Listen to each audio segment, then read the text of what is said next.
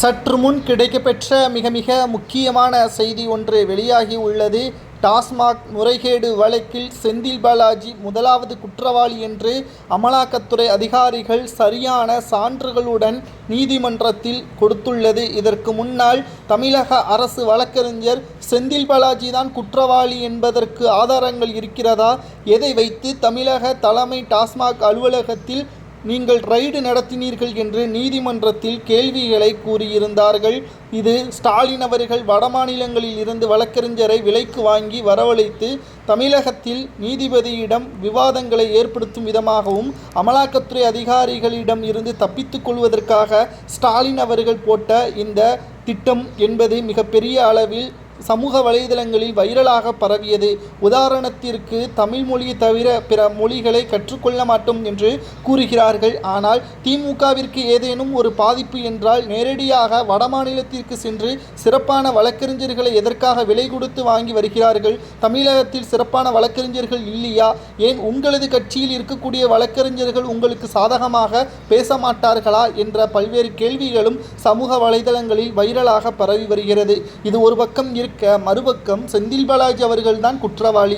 அவர் சிறையில் இருந்த பொழுது அந்த துறையை கவனித்து வந்த தங்கம் தென்னரசு அவர்கள் மிக பெரிய அளவிலான ஊழலை செய்திருக்கிறார். அதற்கு முன்பாகவும் அவர் அந்த துறையில் மீண்டும் செந்தில் பாலாஜி அவர்கள் பதவி இருந்த பொழுது அதை தொடர்ச்சியாகத்தான் தங்கம் தென்னரசும் செய்தார் என்றும், ஜாமீனில் வெளிவந்தவுடன் 3வது நாள் பதவியேற்ற பிறகும் தொடர்ச்சியாக மிகப்பெரிய ஊழலை அமலாக்கத்துறை அதிகாரிகள் ஆதாரத்துடன் நீதிமன்றத்தில் சமர்ப்பித்திருக்கிறார்கள். சுமார் 39,000 கோடி ஊழல் நடைபெற்றிருப்பதாகவும், இது செந்தில் பாலாஜிக்கு மட்டுமல்ல, தங்கம் தென்னரசு மதுபானங்களை கொள்முதல் செய்யக்கூடிய உரிமையாளர், மதுபான தொழிற்சாலை நடத்தக்கூடிய ஜெகத் ரட்சகன் உள்ளிட்ட நபர்களுக்கும் இதில் தொடர்பு இருப்பதாகவும் அமலாக்கத்துறை அதிகாரிகள் ஆதாரத்தை நீதிமன்றத்தில் சமர்ப்பித்திருக்கிறார்கள்.